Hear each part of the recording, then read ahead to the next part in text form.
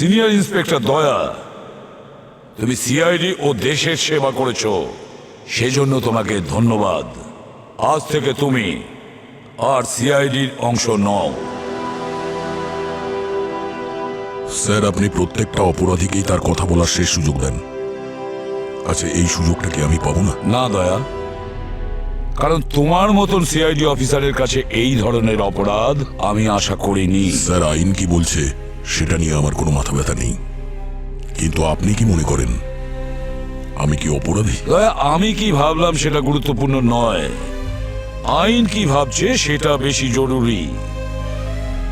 আইনের চোখে তুমি একজন অপরাধী। ঠিক আছে স্যার, যখন আপনি আপনার সিদ্ধান্ত নিয়েই নিয়েছেন তখন সেটাই ঠিক।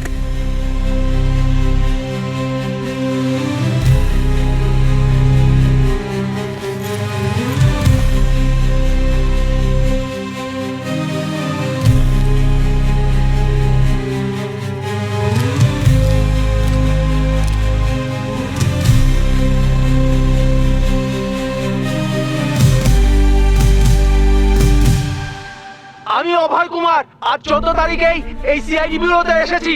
আজ আমার বউয়ের প্রাণ সংশয় হয়েছে, সেটা এই সিআইডি অফিসারের হাতে, কিন্তু এনারা আমাকে কোনো সাহায্য করছেন না। যদি আমার বউয়ের কিছু হয়ে যায় না, তাহলে শুধুই সিআইডি লোকেরা দায়ী থাকবে। কাল রাত 2টো থেকে 4টের মধ্যে সিআইডি অফিসার ওকে মারতে চলেছে। এরকম যদি কিছু একটা হয় তাহলে আমি নিজেকে পুরো শেষ করে দেবো। আমি সিআইডি ব্যুরোতে আগুন জ্বালিয়ে দেবো, আগুন জ্বালিয়ে দেবো। অভয় নামের কোনো একজন তার স্ত্রীকে বাঁচানোর জন্য সিআইডির কাছে এসেছিল। এই যে এইটা, এই ভিডিওটা 4 ঘন্টা আগে ভাইরাল হচ্ছে সোশ্যাল মিডিয়াতে বিচার চাওয়ার নাম করে। ও এসেছিল তো? তুমি এখানে ছিলে তো পঙ্কজ, রাত 10টার সময়? কেউ এসেছিল তো? ও এসেছিল স্যার, কিন্তু কিন্তু কি আমাকে জানাওনি কেন? স্যার অদ্ভুত কথা বলছিল। আমার নাম অভয় কুমার, আর আমি আপনাকে একটা মার্ডার হবে এমন খবর দিতে এসেছি। কার মার্ডার হতে চলেছে? আমার ওয়াইফ রূপার। কে মার্ডার করবে আপনার ওয়াইফকে? একজন সিআইডি অফিসার মারবে আমার ওয়াইফকে। আচ্ছা, আপনি কি করে জানলেন যে কোনো সিআইডি অফিসার আপনার ওয়াইফকে মার্ডার করবে? কি কি হয়েছে? আরে কাছে এসো, শুধুমাত্র তোমার কানেই বলবো।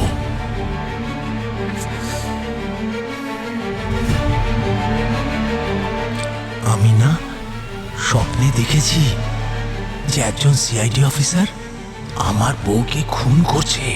আর তুমি জানো, আমার স্বপ্ন সত্যি হয়ে যায়। আমি তো প্রথমে ভেবেছিলাম ও কোনো প্র্যাঙ্ক করছে, মজা করছে হয়তো। আর রাতে লেটও হয়ে গেছিল, সেই জন্য আপনাদেরকে আর বিরক্ত করিনি আমি। প্র্যাঙ্ক? মজা করছিল? যদি ওই নিরীহ মহিলার কিছু হয়ে যায় তাহলে তার উত্তর কে দেবে? সরি স্যার, আমি ওভাবে ভেবে দেখিনি। তাহলে কি তোমার সরি বলাতে সবকিছু ঠিক হয়ে যাবে?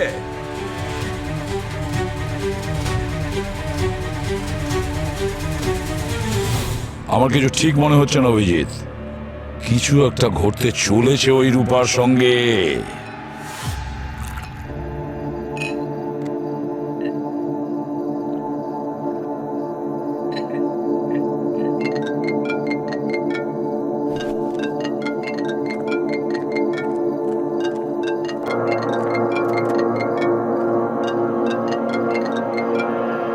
হ্যালো, হ্যালো ম্যাম, আপনি কি বলছেন? আপনি কল করেছেন, তাও আবার এত রাতে, আর আপনি জিজ্ঞেস করছেন আমি কে বলছি। ম্যাম, আমি ইন্সপেক্টর দয়া বলছি সিআইডি থেকে। সিআইডি? কি ব্যাপার স্যার? আমি আমি রূপা বলছি। কার মার্ডার হতে চলেছে? আমার ওয়াইফ রূপার। রূপা ম্যাম, আপনার স্বামী রাত 10টার সময় আমাদের বিউরোতে এসেছিল। এটা ওনারই নাম্বার না? না স্যার, এটা আমার ফোন নাম্বার। আর আমার স্বামী তো আমার সঙ্গে ছিল বাড়িতে। আপনার কাছে বিউরোতে কি করে যেতে পারে? কি সকাল থেকে বাড়িতেই ছিলেন উনি? রাতে 10টার সময়ও? হ্যাঁ স্যার, আমরা এইমাত্র ডিনার করলাম আর ও পুনের জন্য বেরিয়ে গেল। ও আপনাদের কাছে কি করে যেতে পারে? ব্যাপারটা কি অফিসার? ম্যাম, আপনার স্বামী অভয় আমাদের বিউরোতে এসেছিলেন। কি? অভয়? স্যার, এটা তো আমার প্রথম হাজবেন্ডের নাম, আর ও তো জেলে আছে স্যার। ও আপনাদের সঙ্গে কি করে দেখা করতে গেল? জেলে? জেলে? আচ্ছা, কোন জেলে আছেন? সেন্ট্রাল জেলে। আর রাত 4টের সময় তোর ফাঁসি হওয়ার কথা। কি? ও কি জেল থেকে পালিয়ে গেছে নাকি আইন ওকে ক্ষমা করে দিয়েছে? রূপা ম্যাম, আমি এসিপি প্রদ্যুমান বলছি। আপনি কি বলতে পারেন কোন অপরাধে আপনার স্বামীর জেল হয়েছে? স্যার 4 জন মানুষকে খুন করেছিল, পুরো পরিবারকে মেরে ফেলেছিল স্যার। স্যার ও একজন খুব ভয়ঙ্কর মানুষ। স্যার ও যদি জেল থেকে পালিয়ে যায় তাহলে আমাকে আর আমার স্বামী বিবেককে মেরে ফেলবে। প্লিজ কিছু করুন। দেখুন রূপা দেবী, ভয় পাবেন না। না ওনার ফাঁসি ক্যান্সেল হয়েছে, আর না উনি জেল থেকে পালিয়েছেন। কেউ আপনার সঙ্গে হয়তো মজা করেছে।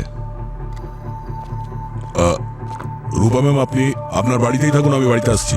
আর হ্যাঁ, যতক্ষণ না আমি বাড়িতে পৌঁছবো কেউ ডাকলেও আপনি দরজা খুলবেন না। ঠিক আছে স্যার। স্যার প্লিজ আপনি তাড়াতাড়ি আসুন স্যার। আর হ্যাঁ, আপনার অ্যাড্রেস এটাই না? G4 Rukmini garden? ও গড, তার মানে ও আমার নতুন অ্যাড্রেসটাও জেনে ফেলেছে। ঠিক আছে, আমি ওখানে খুব তাড়াতাড়ি পৌঁছচ্ছি। ওকে? প্রবীর, তুমি দয়ার সঙ্গে চলে যাও। স্যার। চলো। পঙ্কজ, একটা কাজ করো, এই অভয়ের ফুল ডিটেলস আমার চাই। হ্যালো,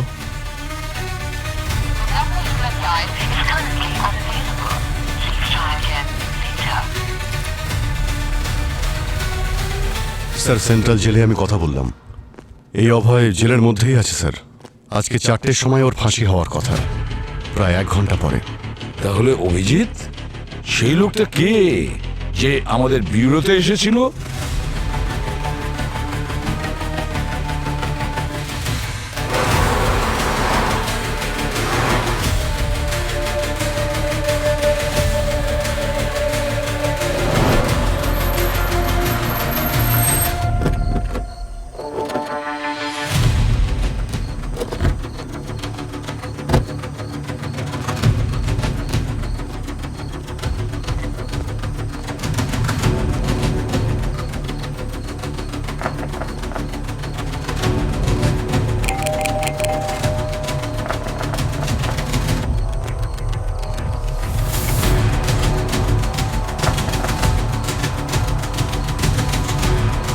স্যার দরজা তো খুলছে না, আশা করি সব ঠিকই আছে। কল করো ওকে।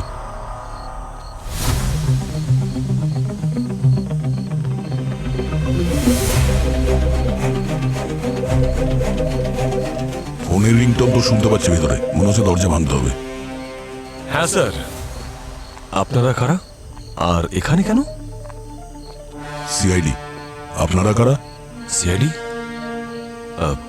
স্যার আমার নাম হরিশ, আর আমি এখানেই কাজ করি। আমি আসলে বিবেক স্যারের পার্সোনাল সেক্রেটারি। ও, আরও ও হচ্ছে পায়েল, আর ও এখানকার বাড়ির সমস্ত কাজকর্ম দেখে। কিন্তু কি হয়েছে স্যার? রূপা ম্যাম কোথায়? আসলে সাহেব, মেম সাহেব তো ঘুমোচ্ছেন। ঘুমোচ্ছেন? একটু আগেই তো ওনার সঙ্গে ফোনে কথা হলো, এত তাড়াতাড়ি কি করে ঘুমোতে পারেন? স্যার আসলে ম্যাডাম রাতে ঘুমের ওষুধ খেয়ে ঘুমোন, ও। তাই আপনাদের যদি কোনো আর্জেন্ট কাজ না থাকে তাহলে কাল সকালে আসুন। না, আর্জেন্ট তো আছেই। এই দরজার চাবিটা কি আপনার কাছে আছে না ভাঙতে হবে? না, তুমি যাও গিয়ে ওই অন্য চাবিটা নিয়ে এসো। হ্যাঁ আমি নিয়ে আসছি। এই লাইট এত কম কেন? মানে সমস্ত লাইট অফ করে শোয় নাকি রূপা ম্যাম? হ্যাঁ, না স্যার, এরকম তো আমি দেখিনি কোনোদিন। আমি তাও দেখছি একবার স্যার।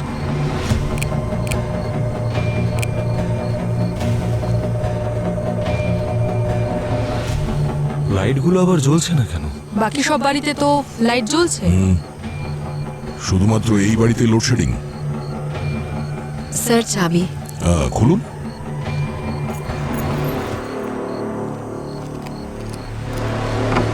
স্যার আমি ভেতরের লাইট একবার জ্বালানোর চেষ্টা করে দেখি।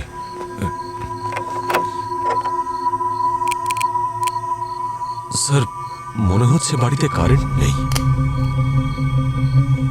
পুরবি, ওর সঙ্গে যাওয়ার মিটার বক্স চেক করো, দেখো কোনো প্রবলেম আছে কিনা। স্যার যাও। চলো।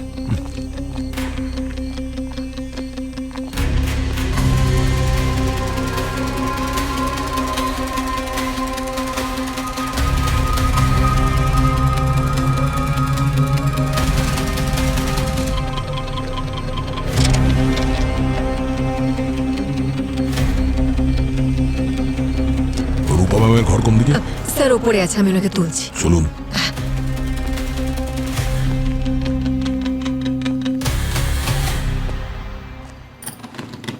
মেম সাহেব, মেম সাহেব দরজা খুলুন।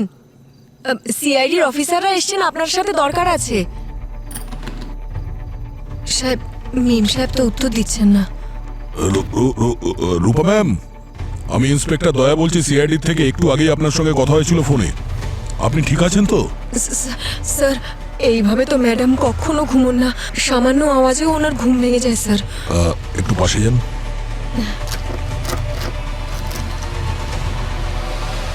দরজা ভাঙতে হবে। আপনি ভেতরে যান। রূপা ম্যাম, আপনি ঠিক আছেন? রূপা ম্যাম,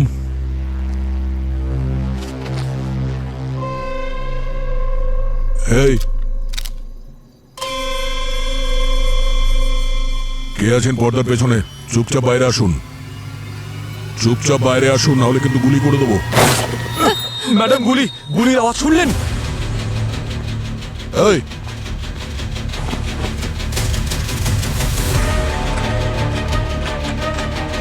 রূপা ম্যাম, আপনি ঠিক আছেন? রূপা ম্যাম, পুরবি, পুরবি কোথায় তুমি?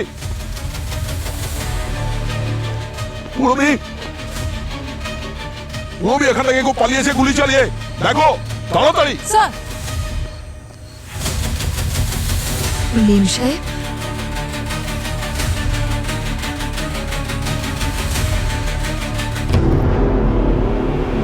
মেম সাহেব,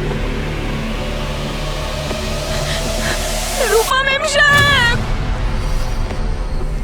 মেম সাহেব, কি হয়েছে আপনার? রূপা মেম সাহেব, কি হয়েছে? এটা কি করলেন আপনি? মেরে ফেললেন আমার মেম সাহেবকে। সরে যান, আমি একটু নাচছে। ছবেন না ওনাকে, আপনি গুলি করেছেন না আমার মেম সাহেবকে। ছবেন না ওনাকে মেম সাহেব। পুরবি, বাকি রুমগুলো চেক করলাম, কোথাও কেউ নেই। আশেপাশে দেখেছি। হ্যাঁ দেখেছি স্যার। ঘরের ভিতরে চেক করেছো? স্যার ঘরের ভিতরেও চেক করেছি, কোথাও কেউ নেই। পুরবি, তুমি ঠিক করে চেক করোনি। না স্যার, ভালো করে চেক করেছি। এ কি? ম্যাম, ম্যাম,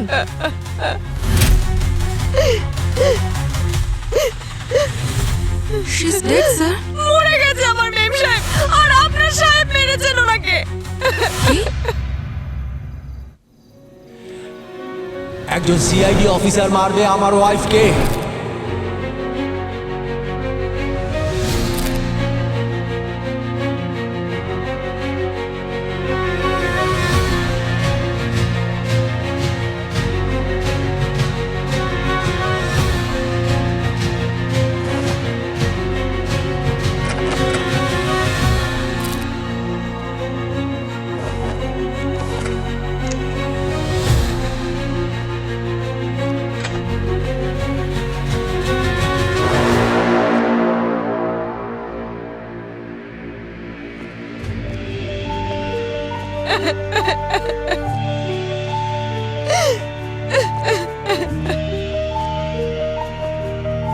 অভিজিৎ, গুলি আমি করিনি। মিথ্যে বলছেন সাহেব, আপনি গুলি করেছেন। এক মিনিট, আপনি চুপ করুন। বাইরে থাকুন যতক্ষণ না জিজ্ঞেস করা হচ্ছে। কিচ্ছু বলবেন না, প্লিজ বাইরে যান।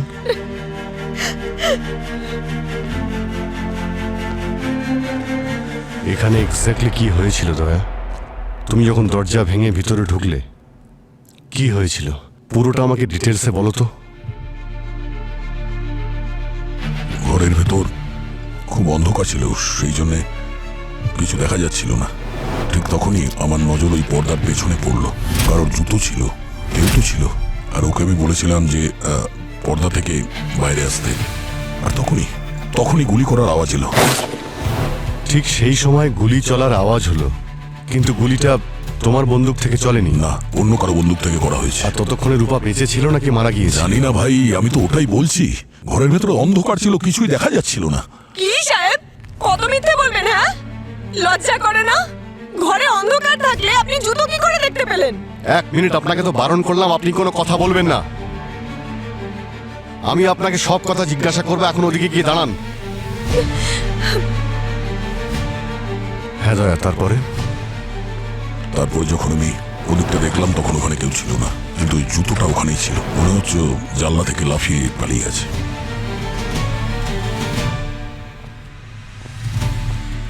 পুরবী, তুমি ওখানে ব্যাকইয়ার্ডেই ছিলে না যখন দয়া তোমাকে ডেকেছিল? কেউ ছিল ওখানে?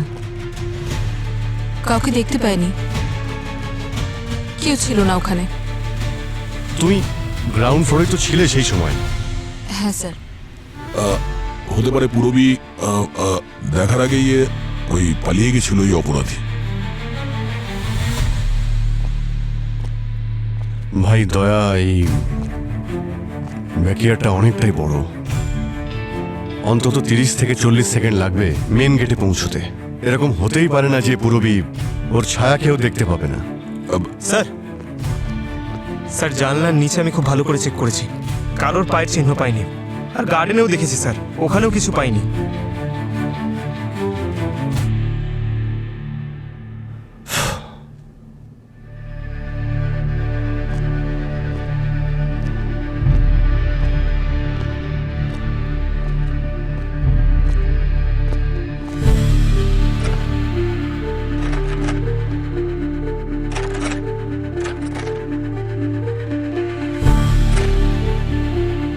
ভাই দয়া, এই জানালা তো খুলছেই না, ভিতর থেকে পুরোপুরি বন্ধ। হ্যাঁ, আমিও চেষ্টা করেছিলাম খোলার, কিন্তু খুব জ্যাম। আরে, যখন তুমিই জানতে যে এই জানালাটা খুলছে না, তাহলে খুনি এখান থেকে পালাবে কি করে? আরে ভাই, না হলে অন্য কোথা থেকে পালিয়ে গেছে ও। কোথা দিয়ে? তুমি এই দরজার সামনে দাঁড়িয়েছিলে, এখান থেকে তো যায়নি। আর এটা ছাড়া আর কোনো জায়গাও তো নেই, তাহলে ও কোথা দিয়ে পালিয়ে গেল?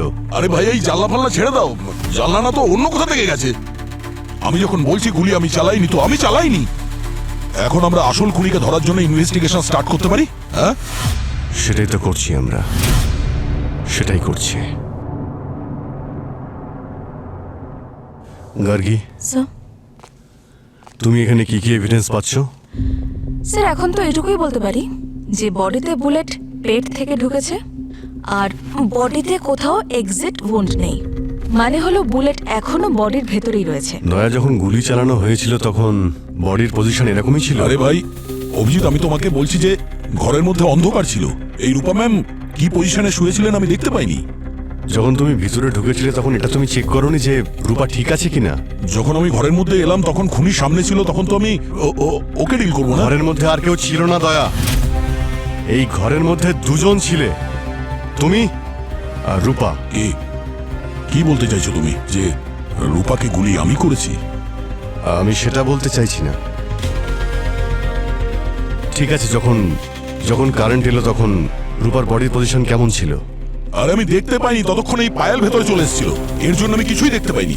বাহ সাহেব বাহ, এটা ভালো। খুন করলেন আপনি আর দোষ দিচ্ছেন আমাকে?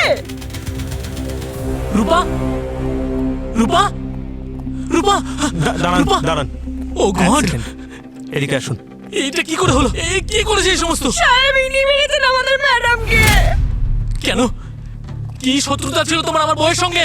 কি শত্রুতা এক ছিল? মিনিট, এক মিনিট, এদের সবাইকে বাইরে নিয়ে যাও না। বাইরে দাঁড়ান, বাইরে যান, বাইরে নিয়ে যান, বাইরে দাঁড়ান, পরে দেখছি। নিজের চলো।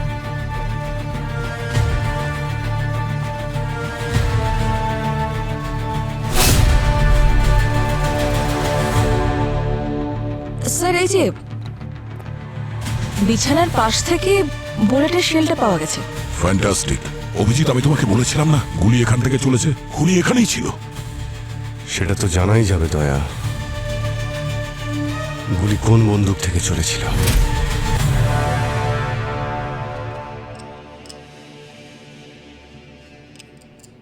এখানে তো 9টা বুলেট আছে, 10টা থাকার কথা, একটা কম। জানি না স্যার, আমি চেক করিনি।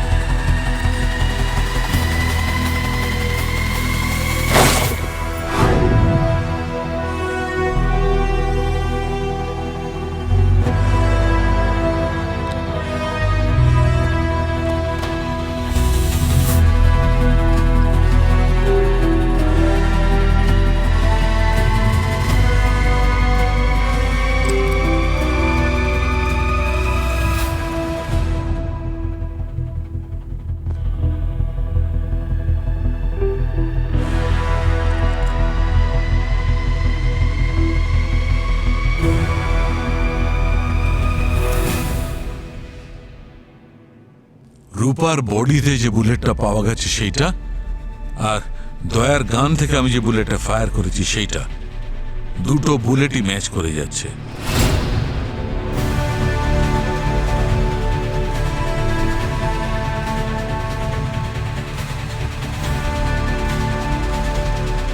রূপার মৃত্যু তোমার গান থেকে চালানোর কারণেই হয়েছে দয়া। এটা কি করে হতে পারে স্যার? আমি যখন গুলি চালাইনি তখন রূপা আমার গুলিতে মারা যায় কি করে? তাহলে এটা কি দয়া? এটা কি? স্যার, যে সোয়াব আমি দয়া স্যারের হাত থেকে নিয়েছিলাম তার রিপোর্ট চলে এসেছে। কি? স্যার, দয়া স্যারের হাত থেকে গান পাউডারের ট্রেসেস পাওয়া গেছে। আর রূপার টাইম অফ ডেথ অলমোস্ট তখনই যখন সিআইডির টিম রূপার বাড়িতে উপস্থিত ছিল।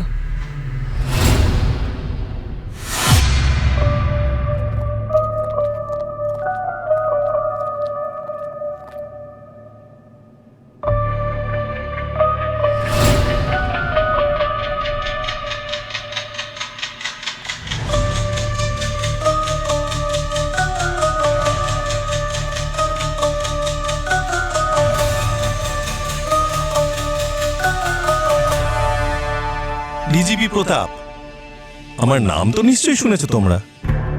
এসিপি প্রদ্যুমন, আমি একাডেমিতে তোমার জুনিয়র ছিলাম, কিন্তু আজ দেখো আমি কোথায় পৌঁছে গেছি আর তুমি এসিপিতেই আটকে আছো।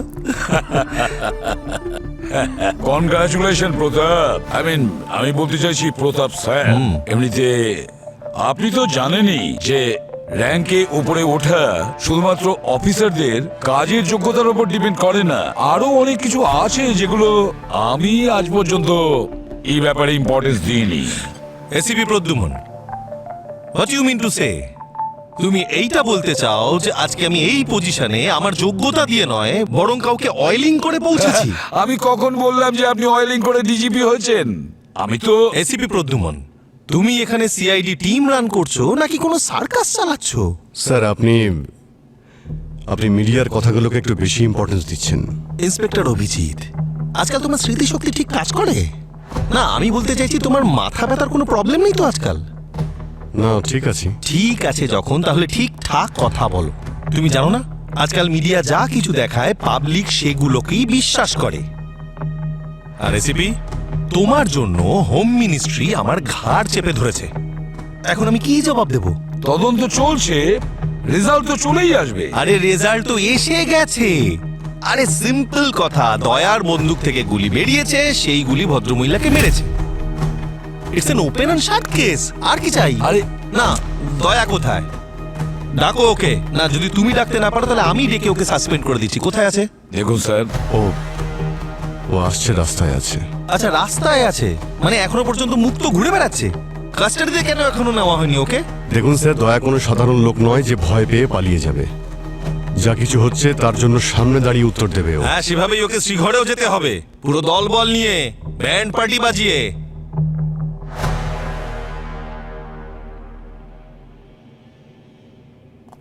Doctor Salunkhe, yes sir. নমস্কার। তো কি বলছে আপনার সায়েন্স? দয়া নির্দোষ নাকি অপরাধী? ওয়েল স্যার, এখনো পর্যন্ত সমস্ত রিপোর্ট তো দয়ার বিপক্ষে। কিন্তু এটা কনফার্ম যে দয়ার বন্দুক থেকে গুলিটা বেরিয়েছিল।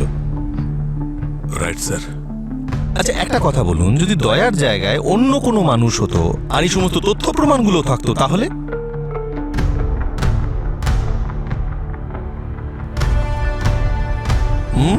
তাহলে সে এতক্ষণে অ্যারেস্ট হয়ে যেত। Correct. SB Pradyuman, doctor Salunkhe কি বললো সেটা কানে ঢুকেছে আপনার? ও এতক্ষণে অ্যারেস্ট হয়ে যেত। তুমি যে এই পক্ষপাত করছো দয়াকে বাঁচানোর জন্য, এটা একদম ঠিক করছো না। আমি দয়ার সাইড নিচ্ছি না। ভুলেও নিও না, নাহলে তুমিই ঝামেলায় পড়ে যাবে। আমি শুধু সময় চাইছি স্যার। এসিপি প্রদ্যুমন, তোমার ছেলে নকুলের মৃত্যুর পরে তুমি যে মেডেল পেয়েছিলে সেটা তোমার কাছে আছে তো? নাকি এরকম হয়েছে যে ওই মেডেলটায় আজকাল একটু মরচে পড়ে গেছে? অনেক হয়েছে, অনেকক্ষণ থেকে আপনার কথা শুনছি। যদি বলেন দয়ার কথা, ও যদি অপরাধী হয় তাহলে আমি ওকে গ্রেপ্তার করব। Very good ACP, all the best.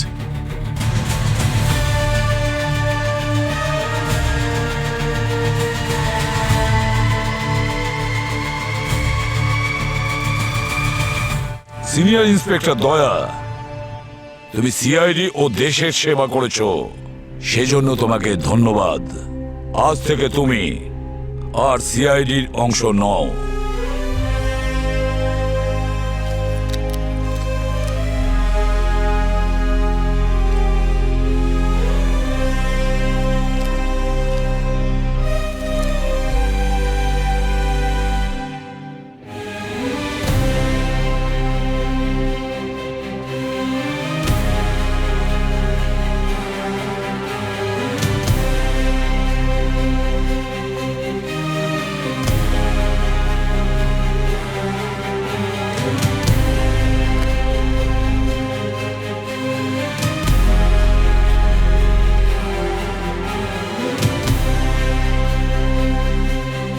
আমাকে যত দূর যেতে হয় আমি যাব, কিন্তু দয়াকে নির্দোষ প্রমাণ করবই। সবার চোখে দয়া হয়তো অপরাধী, কিন্তু আমার মনে হয় ও কোনোদিন কারোর ক্ষতি করতে পারে না। আচ্ছা, অভয় কিরকম লোক ছিল? অভয় স্যার, এ তো আমার প্রথম হাজবেন্ডের নাম। কোন জেলে? সেন্ট্রাল জেলে। এই অভয় জেলের মধ্যেই আছে স্যার। আজ 4টের সময় ওর ফাঁসি হতে চলেছে। অভয়ের মতো পাগল আমি এই জীবনে আজ পর্যন্ত দেখিনি। ওর সম্পর্কে আপনি এই কথাটা কেন বলছেন? স্যার, একদম সায়েন্টিফিক ব্রেন ছিল। আমরা ওকে জেলের মধ্যে পাগলা নিউটন বলতাম। Scientific brain? সবসময়ই কিছু না কিছু আবিষ্কার করতেই থাকতো। হ্যাঁ, কি কি আবিষ্কার করেছিল? ও কি বানিয়েছিল? কিছু একটা মেশিনের মতো বানিয়েছিল।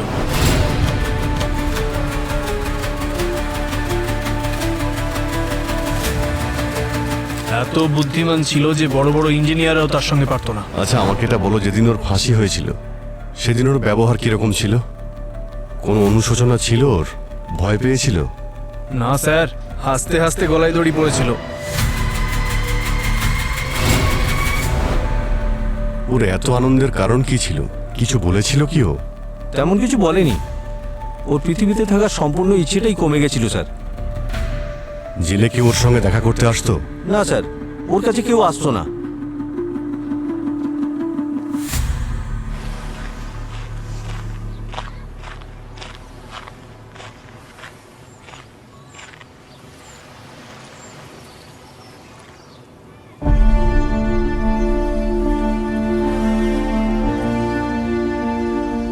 কি ব্যাপার? সিআইডি অফিসার একজন অপরাধীর সঙ্গে দেখা করতে এসছে? না, একজন বন্ধু এসেছে তার বন্ধুর সঙ্গে দেখা করতে। তুমি জানলে কি করে যে আমি এখানে আছি? আরে ভাই, এতটুকু তো আমি চিনি তোমাকে। যখনই তুমি টেনশনে থাকো এখানেই চলে আসো। সবকিছু শেষ হয়ে গেছে ভাই, সবকিছু। এত বছরের পরিশ্রম, সততা, সবকিছু এক নিমেষে শেষ হয়ে গেছে। কিচ্ছু শেষ হয়নি ভাই। সিআইডির হাত থেকে আজ পর্যন্ত কোনো অপরাধী বাঁচতে পারেনি, আর এইবারও বাঁচতে পারবে না। তুমি কি বিশ্বাস করো যে এই খুন আমি করিনি? ভাই, আমার তোমার ওপর নিজের থেকেও বেশি বিশ্বাস আছে। আর ওই প্রমাণ, ওটা তো অন্য কিছু বলছে। আরে আমরাও প্রমাণ খুঁজে বের করব। এত বছর ধরে এইসবই তো করে আসছি। শুধু তুমি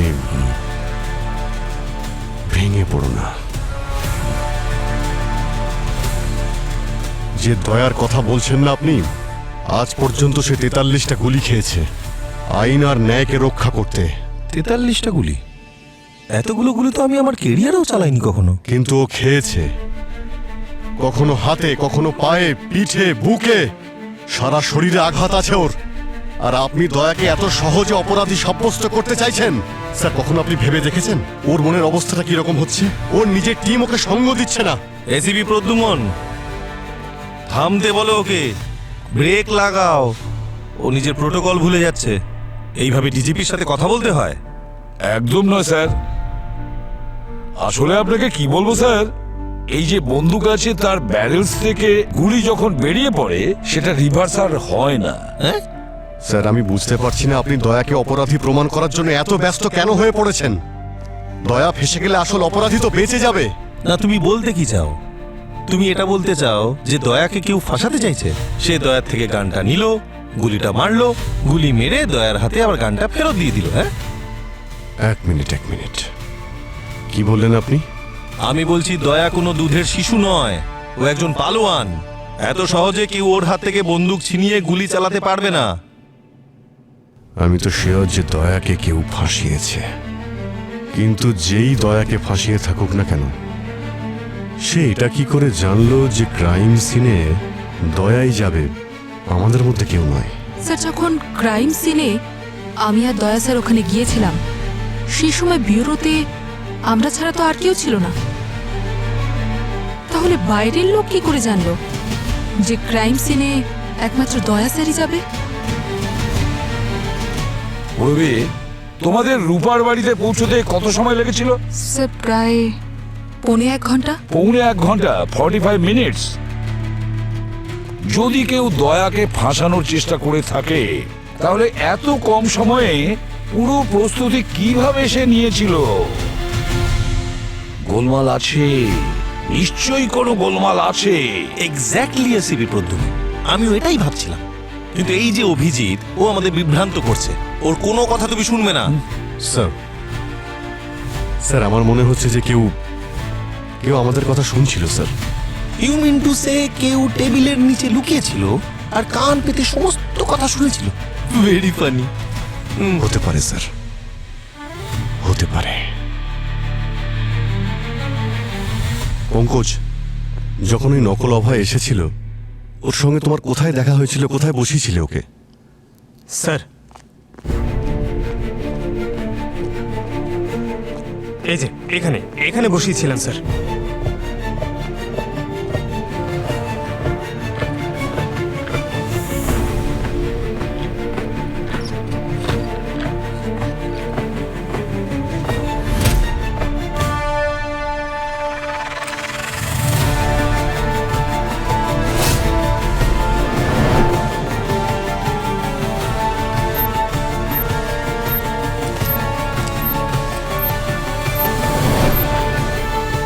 এই হলো আপনার অপরাধীর কান।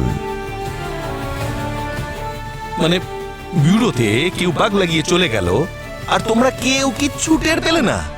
দারুণ। স্যার, আমার মনে হচ্ছে ওই অপরাধীর কাছে আমাদের সবার বিরুদ্ধে প্রমাণ রয়েছে। দয়ার জায়গাতে আমি গেলে আমাকেও ফাঁসিয়ে দিত, কিন্তু শুনেছিল যে দয়া আসছে, তাই দয়াকে ফাঁসানোর ব্যবস্থাও করে ফেলেছিল। রবি, তুমি দয়ার সাথে যাও।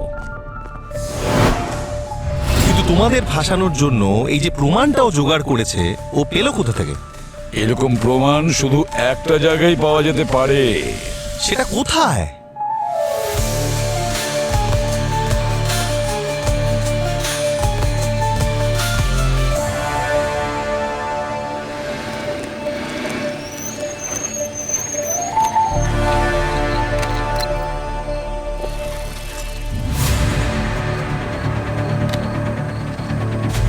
ভাই অভিজিৎ, আমার সঙ্গে যা হবে তা তো হবে, কিন্তু আমার জন্য তুমি যে রিস্ক নিচ্ছ না, তোমার উপর যদি কোনো দোষ এসে যায়, তাহলে আমি নিজেকে কখনো ক্ষমা করতে পারবো না। আরে কি বলছো ভাই? বন্ধু মনে করো, আবার এই কথাও বলছো? কিচ্ছু হবে না, চলো দেখি কি করে তোমাকে নির্দোষ প্রমাণ করা যায়। অভিজিৎ, আমার একটা কথা কিছুতেই মাথায় ঢুকছে না। যদি এই নকল অভয় আমাদের ব্যুরোতে ওই ভয়েস রেকর্ডার লাগিয়ে থাকে কিছু জানার জন্য, তাহলে ও কি আগেই আমার বিরুদ্ধে সমস্ত প্রমাণ জোগাড় করে রেখেছিল আমাকে ফাঁসানোর জন্য? এক্স্যাক্টলি দয়া, গান রেঞ্জের ওখান থেকে আমাদের সবার বুলেট আর শেলও জোগাড় করে রেখেছে।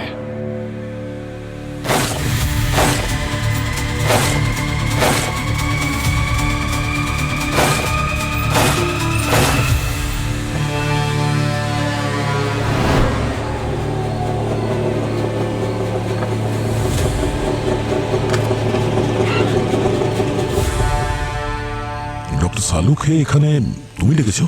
কি বলছো কি ভাই? ওনাকে আমি কেন ডাকবো? কি ভাবছো ভাই?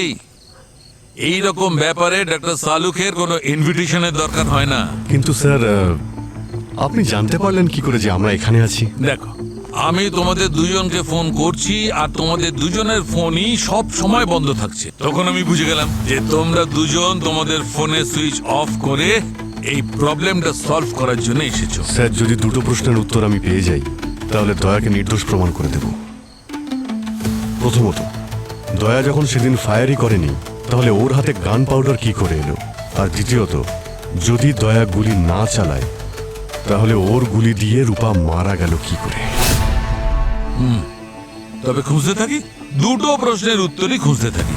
কিন্তু দয়া, সবার আগে তুমি আমাকে এইটা বলেছে এসেই তুমি প্রথম কোন জিনিসটা ছুঁয়েছিলে, আর তারপর কোথায় কোথায় হাত দিয়েছিলে? সবার প্রথমে তো আমি ডোরবেল বাজিয়েছিলাম। চলো ওইখান থেকেই শুরু করা যাক।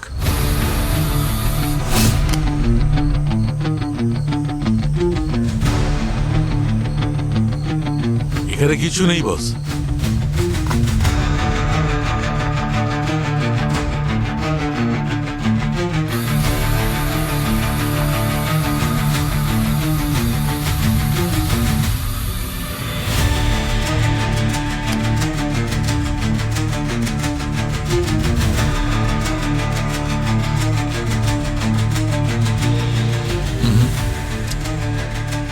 আচ্ছা দয়া, তুমি এই জায়গাটা ছাড়া অন্য কোথাও হাত লাগিয়েছিলে? রূপার দরজার হাতলে।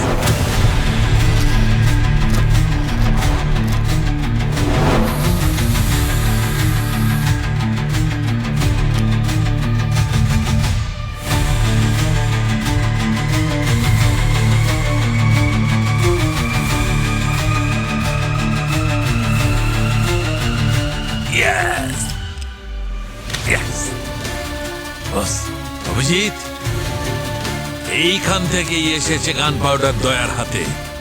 এই গান পাউডার এই হাতলের উপর আগে থেকেই লাগানো ছিল। এই দেখো, দেখতে পাচ্ছ?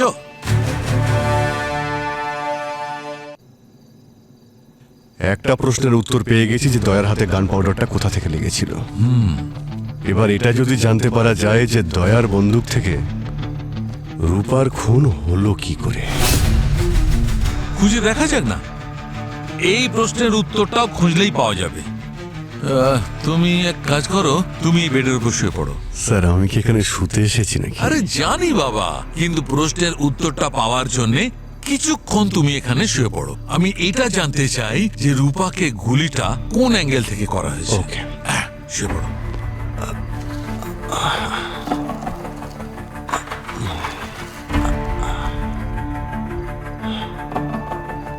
আচ্ছা দয়া, তুমি যখন গুলিটা চলে তখন কোথায় দাঁড়িয়েছিলে? এখানে স্যার, এই জায়গায়, এইভাবে। আর তোমার হিসেব অনুযায়ী খুনি কোথায় দাঁড়িয়েছিল? সামনে, ওই জানলার পাশে। আর ও হতে পারে ওপরে জুতো ছিল, আর ও হতে পারে পর্দার পেছনে ছিল।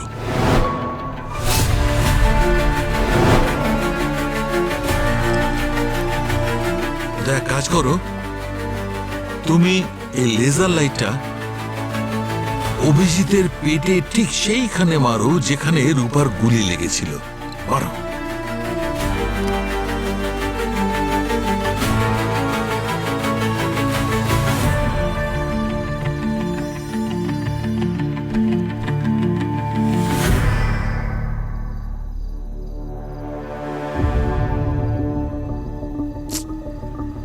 না বস, রূপার এই অ্যাঙ্গেল থেকে গুলিটা লাগেনি। একদম ঠিক। তাহলে তো স্যার সবকটা অ্যাঙ্গেল থেকে চেক করতে হবে যে রূপার গুলিটা কোন অ্যাঙ্গেল থেকে লেগেছিল।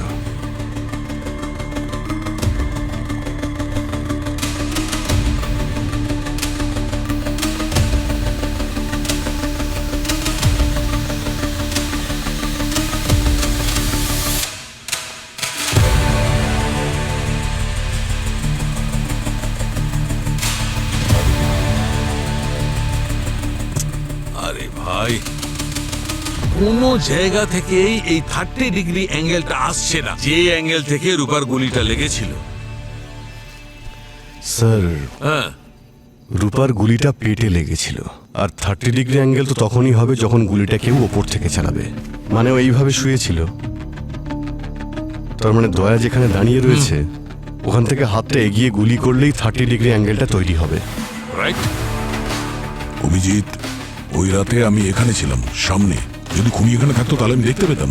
আর যতদূর আমার মনে পড়ছে ও ওখানে ছিল, পর্দার পেছনে। আরে ভাই, অত দূর থেকে তো অ্যাঙ্গেলটা তৈরি হচ্ছে না। একদম। অ্যাঙ্গেলটা এখানেই হচ্ছে, মানে খুনি এখানেই দাঁড়িয়েছিল। কিন্তু আমি ওকে ওখানে দেখেছি, ওখানে পর্দার পেছনে।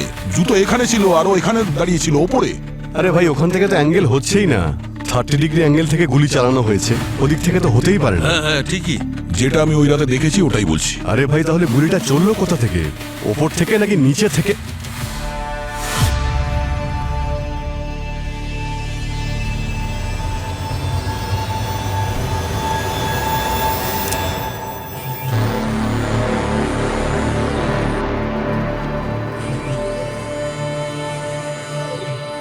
এটা কিসের আওয়াজ? কিন্তু যখন আমি এই সুইচটা অন করলাম তখনই আওয়াজটা শুরু হয়েছে। আমার তো মনে হচ্ছে যেন কোনো মেশিন টেশিন চলছে এখানে। আরে এটা কি মেশিন? কোনো ওয়াশিং মেশিন নয় তো?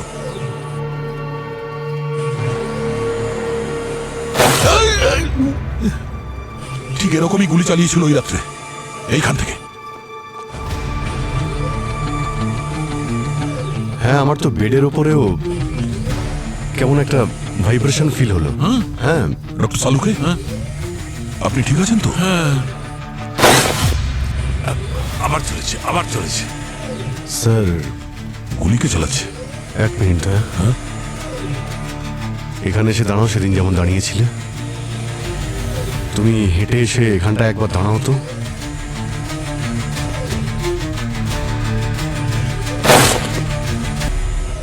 এখানেই কোনো গন্ডগোল আছে, এখানে কোনো ট্রিগার পয়েন্ট আছে দয়া। ওই রাতেও তুমি এখানেই দাঁড়িয়েছিলে। যখন থেকে আমি এই সুইচটা অন করেছি তারপর থেকে তুমি এখানে দাঁড়ালেই গুলিগুলো চলছে। এটাকে তোলো তো একবার, এই কার্পেটটা।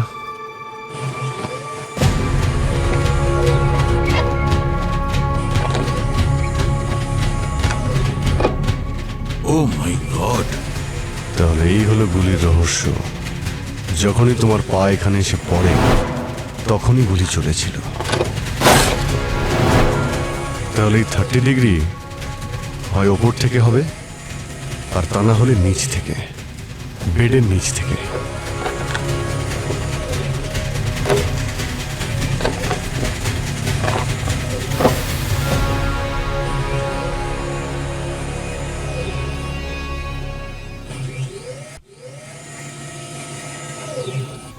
এই দেখো, এটাই হচ্ছে সেই মেকানিজম যেখান থেকে গুলি চলে।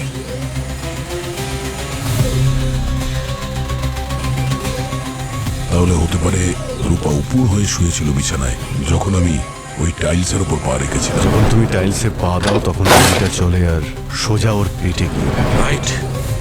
আর আমি ভাবছিলাম গুলিটা ওপর থেকে চলছে, এক্সিট হোল নেই, তাই গুলিটা শরীরেই পাওয়া গেছে। সেই জন্য আমরা নিচের থেকে গুলি আসার কথা ভাবিনি, কোন রকম তদন্তই করিনি। দুটো প্রশ্নের উত্তরই আমরা পেয়ে গেছি, আর দুটোতেই তুমি নির্দোষ। এই কাজটা যে করেছে সে অনেক বড় প্ল্যান করেছিল। কোনো সিআইডি অফিসারের এই রকম বেআইনিভাবে কোনো ক্রাইম সিনে ঢুকে পড়াটা মোটেই ঠিক নয়। স্যার, আমি জানি যে আমি প্রোটোকল ভেঙেছি, কিন্তু ডিউটি জয়েন করার সময় আমাদের এটাই শেখানো হয়েছিল যে সবচেয়ে বড় প্রোটোকল হয় আসল অপরাধীকে ধরা। স্যার, আমার গান। Thank you.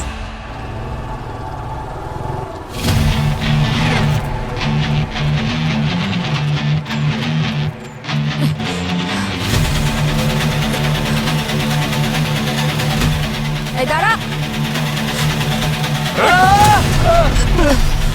নকল অভয় সেজে বিউরো কেন এসেছিলি? ও, তাহলে এসব তুই করেছিস? বন্দুক থেকে গুলি চুরি করে কেন ফাঁসালি দয়া স্যারকে? বিউরোতে রেকর্ডার কেন লাগিয়েছিলিস? নিজের কোনো উদ্দেশ্য ছিল নাকি অন্য কারোর কথায়? আমি বলেছিলাম না আমার স্বপ্ন সত্যি হয়, কিন্তু আজকে না আমি আমার নিজেরই মরে যাওয়ার স্বপ্ন দেখেছি। এই কি করলি? দাঁড়া, দাঁড়া। এই! ওকে বিষ খেলো? আরে হসপিটালে নিয়ে যাই ওকে। কোনো লাভ নেই, হি ইজ ডেড। মনে হচ্ছে ও একটা বোড়ে, কারোর ইশারায় ও করছিল কাজগুলো। ফোনটা একবার চেক করে দেখি, যদি কিছু পাওয়া যায়। আচ্ছা, এর কথা এসব করছিল।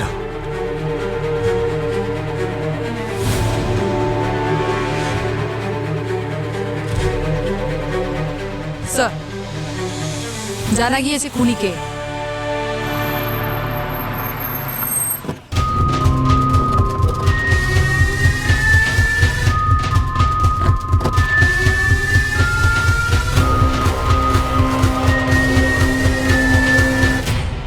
তাহলে বলুন স্যার, আমাদের এখানে কেন ডেকেছেন? আর এনাকে কেন এখনো জেলে পাঠাননি? আমার মৃত স্ত্রী কি বিচার পাবে না স্যার? হ্যাঁ, বিচার পাবে, অবশ্যই পাবে। তবে সেটা খুনিকে জেলে পাঠানোর পরে, যে এই সময় আমাদের সামনেই রয়েছে। তাহলে কি বলতে চাইছেন আপনি? উনি রূপাকে খুন করেননি? না, আমি খুন করিনি। কেউ সিআইডি অফিসারের ফায়ারিং রেঞ্জ থেকে গুলি চুরি করেছিল, যাতে রূপাকে মেরে আমাকে ফাঁসানো যায়। কিন্তু আমাদের মধ্যে গান রেঞ্জের আশেপাশে কেউ যায়নি। তাহলে খুনি এখানে কি করে থাকতে পারে? নিজে যায়নি, বরং নকল অভয়কে পাঠিয়েছিল নিজের অপরাধে সফল হওয়ার জন্য। নকল অভয়? তো কোথায় এই নকল অভয়? ডাকুন ওকে। অ্যাকচুয়ালি সেও মারা গেছে। কি ব্যাপার হরিশ, খুব কষ্ট হচ্ছে অভয়ের মৃত্যু সংবাদ পেয়ে? কষ্ট হবে নাই বা কেন? ও তোর ভাই ছিল। স্যার, এই দেখুন স্যার, এই যে হরিশের আলমারি থেকে কি পেয়েছি। আচ্ছা, এটা বৈজ্ঞানিক মানে আসল অভয়ের ডায়েরি, যে নতুন নতুন আবিষ্কার করতো। মেঝের ওই টাইলসের নিচে ওই মেকানিজম, ওটা আসল অভয় বানিয়েছিল।